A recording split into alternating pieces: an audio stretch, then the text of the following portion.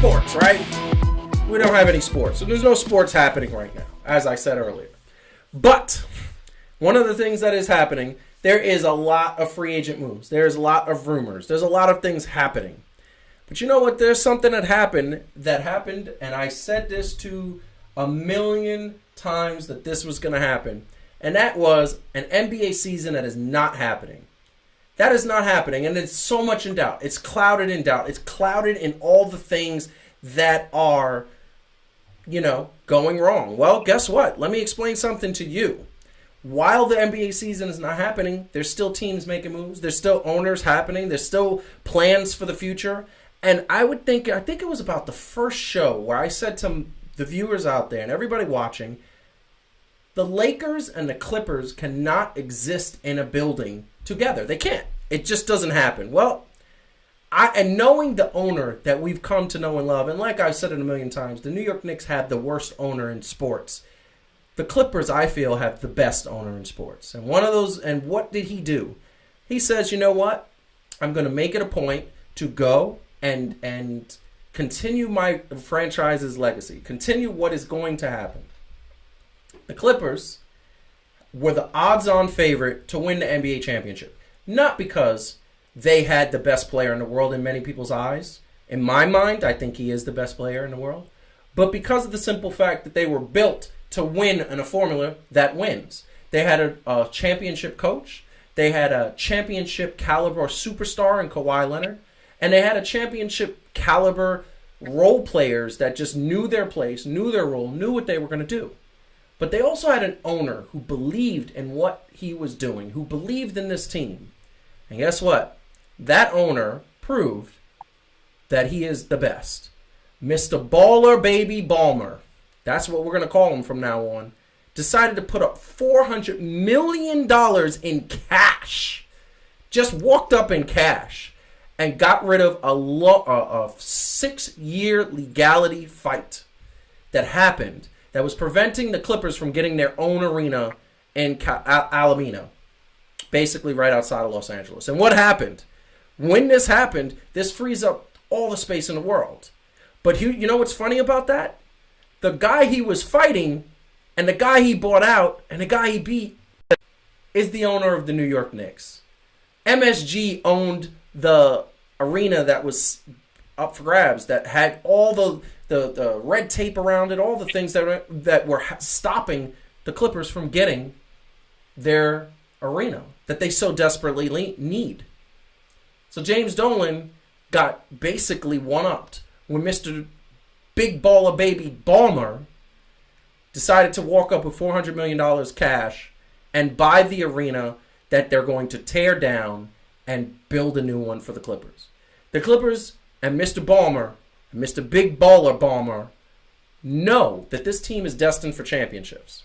They don't want to be in somebody else's building. They don't want to pay rent and fund the Lakers championships and fund the Lakers teams. They don't want to do that. They don't want to go to home games and make it a point to get booed when they're playing the Lakers, because that is a Lakers town.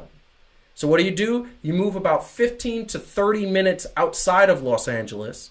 You build a following that's away from Laker Nation, and you say, this is our town, and we're going to take it from the outside in. You got the team, you got the coach, you got the people who are around you to build this franchise. And you know what they have? A 1-2 punch. And what other teams are 1-2 punches? Well, the Bulls in the 90s. Pip and Jordan, all day, every day. Oh, wait a second. There was Kobe and Shaq. I'm pretty sure they won some championships. There was Kobe and Paul Gasol. That was a formidable duo at the height when they won a championship. There was Paul Pierce and Kevin Garnett. Even though it was the big four, those were the main guys. There's always that two guys. And who do the Clippers have? They have Kawhi and Paul George. So now, the setting is set. Something that I predicted on episode 1, that the Clippers are going to start to distance themselves from the Lakers. And what are you going to see? Clippers are going to try to take Laker Nation. They're going to try to take Los Angeles. And later on, we're going to come back with a debate because it's asking one very specific question.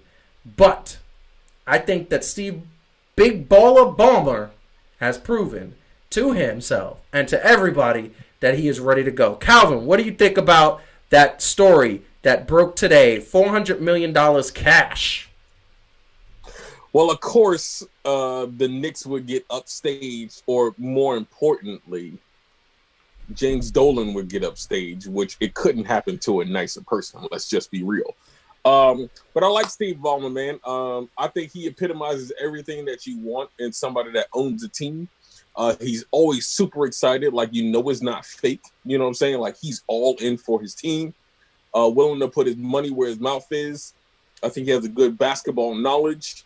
And he knows enough not to be involved in stuff that doesn't really concern him in that way. You know what I'm saying? Like, he knows he got money. He knows he needs, to do things to facilitate the team and give them enough in that aspect. But he's not all in there every day-to-day things. I think it was a very smart move, man, because he had to understand it was going to be almost impossible to try to upend the Lakers in LA, given the history that LA had, deservedly so, right? Like nothing against the Lakers. They deserve, they've been prime time. Yep. I think the Clippers, if I'm not mistaken, have been around since the year that we were born, which is 1980. If I'm not mistaken. You're right. You're right. And 1980 was their inception season. Yep. Yeah. So it's hard after the Lakers was already established to be in that same arena. So smart move by Steve Ballmer. Perfect time to do it, right? No season, get that ball rolling, and pretty soon they're probably going to be hoisting up some championship banners in there, and Kawhi and Paul George could be the first two Clippers to get their numbers retired. That's true. And see, what do we know? That when there's a city that hasn't had a championship in a long time, you get treated like a king after you win some championships. I believe, one of the real reasons why Eli Manning, New York Giants fame, will never be treated badly in this town is because he got 2 championships after them not having a championship since 1990. And Derek Jeter, the same thing. They didn't have a championship since the 70s, the New York Yankees. And obviously he wasn't the only one that did it, but he was a star. They got the chance to do this, man. The Clippers this season, and I think you were pretty on board. Remind us who you picked finals in the championship. Oh, I had the Clippers and the Celtics. Yes, and I was saying Clippers, and I believe I said Clippers, and I think I said Miami. Milwaukee. What happened? No. I said Milwaukee. Yeah. And the thing is, the Clippers and I said that Miami could be the dark horse team, but I said that the Clippers would be, like they had this team, and it was just like what made me feel like they had, a B.J. Armstrong, they had a Steve Kerr, they had those dudes who hit those last minute shots, and then the Robert Ory's and those kind of dudes. They had them. They had the role players that are so essential in any championship. And guess what? It just said to me, like, now we're not going to get to see that. I don't know if this NBA season is going to happen. I think with everything going on, you hope that it does, but I don't think it is. So that being said, it's just crazy to me. It's just crazy to me. But I love Mr. Balmer, Mr. Big Baller Balmer. What? So here's the thing that I want to know. Could you ever imagine walking up $400 million in cash? Saying, nah, I don't want none of this financial bank stuff. $400 million in cash. What would you do? Like, how would you, like, first of all, would you take a Uber or would you take a limo? Like, I would take the Uber just to throw people off. I'd get out of the Uber and be like, nah, it's just me. I don't want nobody knowing what I got in my briefcase. What would you take? Oh, yeah, no, I'd definitely take an Uber. You know what I'm saying? I might even drive myself.